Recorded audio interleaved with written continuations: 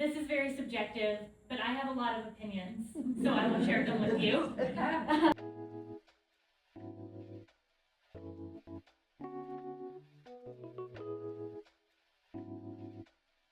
I'm Leigh Naifeh, obviously. I'm coming to you today from Naifeh Fine Jewelry. So my specific and unique role at Naifeh Fine Jewelry is the custom design aspect. So as Marlo said, I got my design background started at the Fashion Institute of Design and Merchandising in LA. So a good designer, a great designer, is somebody who can keep up with current events. They are an intuitive and feeling individual who can tap into the emotions of others and translate that into a material good.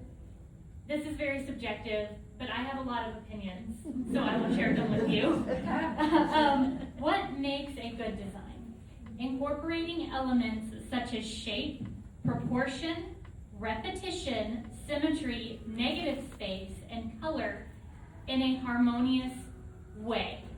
So obviously that is very subjective, but a good design is something that tells a story.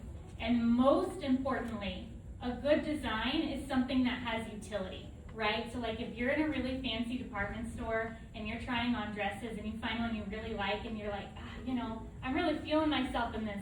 This looks great and it has pockets. That's utility. That is good design. This is self-explanatory. Again, my opinion, some things that I think are bad and some things that I think are nice. Just let you soak that in. You're right. Probably what you guys are most curious about is the design process and the jewelry making process.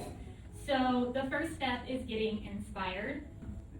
Getting inspiration, that's going to be different for everybody. For me personally, I get a lot of inspiration from history. I actually brought my Smithsonian book of gems and jewelry here, and you guys are welcome to flip through that. I'm inspired by literature, as Marlo said in the introduction. I have a degree in English literature, so does my mom, coincidentally, but we love literature. I get a lot of inspiration from architecture, but I probably get the most inspiration from just spending time with loose gemstones, looking at them when they're not in a mounting, looking at them in the sunlight, looking at them next to different stones, playing around with them.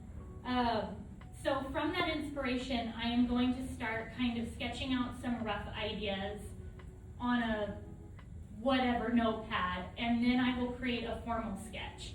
So if I have a customer who has brought materials to me, then I'm going to draw everything to scale. That way they can actually really envision what it's going to look like. I try to give people about 3 to 4 options, and sometimes I'll kind of draw certain things enlarged to show the detail of this is how this is going to be set. I'm going to do filigree. I'm going to do some scalloped metal work. And from the sketch, we then create a CAD. CAD stands for Computer Aided Design. This is one of the most integral parts of the jewelry making process, because when we create the CAD, we are generating a 3D file. And we send this file to our 3D printers, and we get a 3D printed wax. And you guys can, I know you guys in the back probably can't see this, but you can come up and take a closer look at it. I have another one over here. So once we have this 3D printed wax, we invest the wax in our kiln. So at Naifeh Fine Jewelry, we have a full shop, okay? Like a full design lab where we have all of the artisans, we have all of the equipment, we have the kilns, we have the 3D printers, we have laser engravers, we have a giant machine that says caution radioactive across it, yes. And when you come to our store, you can look through, we have little windows into the design lab, and you can look through and you can see all the equipment, you can can see all the jewelers working. So we invest the wax in our kiln, and this creates a mold, okay? Then we use centrifugal force and molten metal to create a cast piece of jewelry. Now from that point, it can be polished, we can set the stones in it. This method is called lost wax casting. Naifeh Fine Jewelry specializes in lost wax casting. Sourcing gemstones, I have people come in with really, really specific requests. Last year, I had a wonderful woman come in and she asked me to source a sapphire that needed to be the exact color of her late husband's eyes. Now, obviously, I didn't have a reference because he wasn't around anymore. So I had to contact people from all over, even people from outside the United States. And I was able to find one that was the color. And we made a ring with it. It can be really important to sort of start with the stone and then design from that. Working with artisans. So to create a single finished piece of jewelry, there can be up to 6 people involved, including myself.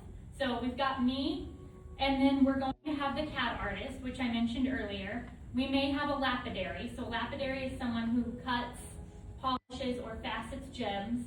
We may have a hand fabricator, an engraver, a stone setter. Okay, so that's a lot of people for something that's this size. And then everything is quality controlled over and over again until it is perfect. Okay, so a little detour here, because like I said, I love history. So jewelry through the ages. Jewelry historically has been a spiritual thing, still to this day. Remember, I lived in LA, and everyone there thinks that if they have enough rose quartz in their car, that nothing bad will ever happen to them. But this is an idea that has been relevant for literally forever. In ancient times, gemstones were considered to hold powers. They may offer the wearer protection. They may aid in fertility. They may prevent you from having a bad hair day. All sorts of things. The ancient Egyptians wore fine jewelry such as talismans, like eyes, scarabs, and images of various gods. The Egyptians used a lot of lapis. They used a lot of jasper and gold as well, but they used a ton of lapis. So obviously we all recognize the image of King Tut's death mask. Lapis is an ancient and very, very important material. I did bring some lapis here for you guys to look at today. Kind of in an ancient style with some 24 karat gold beads. Queen Victoria, she wore a lot of black after Alfred passed away, but she also wore a lot of jet, which is black. And so she actually popularized mourning jewelry made from jet. So that's kind of an example of how the living were honoring the dead with jewelry even back then. So bringing it back to the modern day, like I said, I work with a lot of heirlooms. So why does jewelry make a good heirloom? Well, certain materials become less abundant over time. Certain gemstones, certain types, I mean, we sell a lot of turquoise at my store, and like Sleeping Beauty turquoise is a really popular material. Well, the mine, it doesn't exist anymore. So from that standpoint, the rarity of things can make them a good heirloom.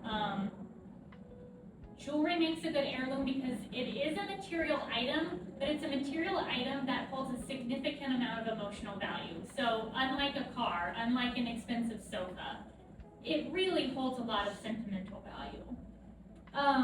And of course, the materials are really durable. You know, something like diamonds, they are pretty averse to cleaving, scratching, breaking. Gold holds up well over time, especially if it's something like 18 or 14 karat and it has those alloys in it to make it a little tougher. We see things being passed down in royal families. Kate Middleton is a really great example of this.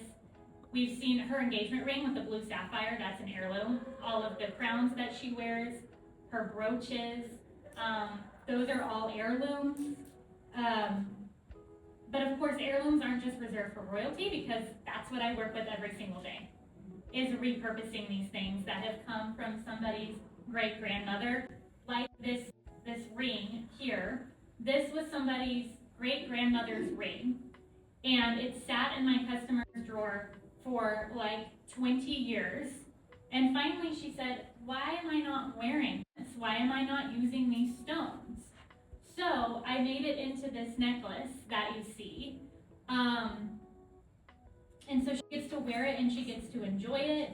It brings really great satisfaction to the wearer, you know, to be able to continue to wear that heirloom in a fresh design. For me, it's a very emotionally involved process. I end up learning a lot about people's lives and their families. And, you know, I handle all of the jewelry with care because there's so many memories attached to these pieces. And so I take that very, very seriously. So we have to talk about the elephant in the room, which is the price of gold. It's very high. So let's talk about it. I made a graph that, just for fun, compares the S&P 500 to the price of gold. Gold has doubled. The graph starts at, I believe, 2021 and then goes to pretty much the present day. And it has doubled. It's kind of started to stabilize now. But it's never going to completely go back down to where it was. So we're kind of figuring out what that new normal is. But I love having this visual because what it shows is that something that's solid gold, not gold plated, not gold filled, holds its value. Gold can create generational wealth. Not an exorbitant amount, but it can. So better quality gemstones can do this too. Again, making fine jewelry a really great heirloom. My advice to anybody who is thinking about buying a new piece of jewelry and you have the choice to buy 3 inexpensive pieces that are gold plated or 1 piece that's solid gold, go with the one that's more expensive. You know, quality over quantity, because this visual here, that gives you all the motivation you need. That gold, it holds its value.